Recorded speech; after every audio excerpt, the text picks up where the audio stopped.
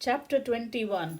Sri Sadguru said, those ascetic Vaishnavas who had meditation on the Almighty as their only occupation have no liking for betel, sandal paste, fragrant flowers, music, and dance.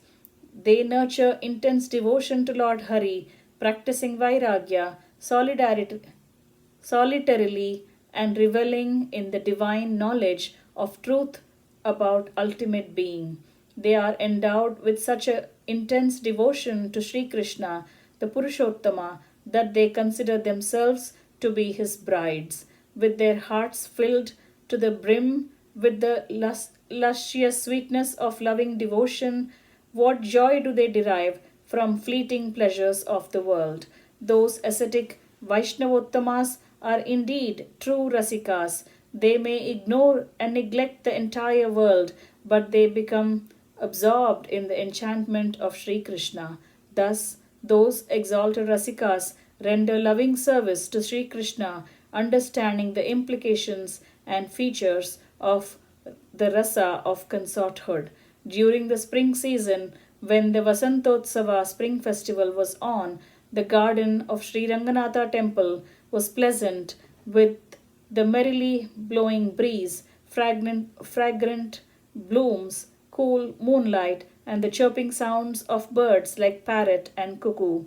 The Vasanta Mandapa, the garden house, was thronged by devotees. Sri Ranganatha, along with Sri Devi and Bhudevi, was gorgeously seated there, wearing Kasturi Tilak on his forehead, fragrant and sandal paste perfume, beautifully decorated and adorned with jewels, captivating the smile,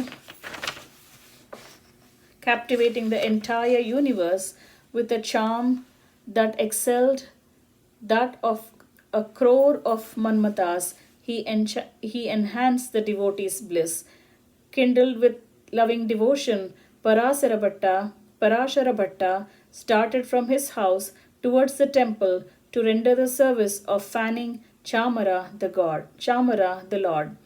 He was decked with exquisite jewelry, Kasturi Tilak, fragrant sandal paste, and exquisite silk dress. Looking at the Vaishnavottama, Parashara Bhatta, the great Rasika, filled with luscious sweetness of loving devotion, a surprised Vaishnava put the following question. The Vaishnava said, O Master, asceticism is the most invaluable asset of the devotees of Lord Hari. You have yourself stated this fact very clearly, yet now you have come to the holy presence of Lord Ranganatha, thus beautifying yourself. Why have you done this? Catering to the body with betel, sandal, etc., is the practice only of ordinary men. It is not becoming to an illustrious sadhu like you. Sri Parashara Bhatta replied, I am not a Vedic Brahmana, nor a tradesman, and nor am I a farmer. Neither am I a celebrate brahmachari, nor householder, nor a forest dweller, nor am I a sannyasi. I have no knowledge of the Shastras. I am not firmly rooted in Dharma. Then what am I? In reality, I am a gopi, cowhead woman, and with loving service to Lord Krishna as the only abiding passion of my existence. In this spring season that infuses joy in every being, my beloved is happily playing with his spouses in the garden. I am joyfully going to the temple to render the service of fanning the Lord. Truly, I have done all these things to myself only to please him. It is advisable for women to practice vairagya when they are separated from their husbands. When they are blessed with union with their beloved ones, there is no use of vairagya, indifference to worldly pleasures. Let the Vedic followers and men of mundane world do as they please. I am going to the holy presence of my beloved Lord in all gaiety. Sri Sadguru continued, having spoken thus, Sri Parashara Bhatta approached Lord Sri Ranganatha with face turned red as he felt shy because of the glowing love and devotion to the Lord. Thus seeing Parashara Bhatta expressing emotions born of luscious sweetness of devotion in the mood of consorthood, that Vaishnava became very much delighted. Devote Parashara Bhatta reached the Vasanta Mandapa and stood near Lord Ranganatha. With heart melting in loving devotion, he waved the chamara for the Lord. All those who saw him standing there with a pious heart filled with Sringara Rasa considered him to be a mistress of Lord Ranganatha.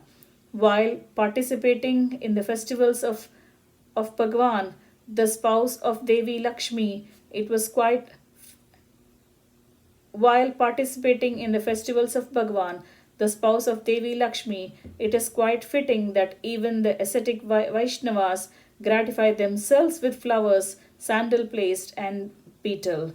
There is nothing wrong in the ascetic sadhus accepting sandal paste, etc., as the prasada of Lord Krishna. Why do those mundane materialists who have no true knowledge of the self beautify their mortal frames in vain with sandal paste and flowers which are not Krishna Prasada? Thus ends chapter 21 entitled Parashara Parashara Bhattarya Charitam of Book 2 of Sri Vaishnava Samhita, composed by Shri Krishna Premi Swamigal.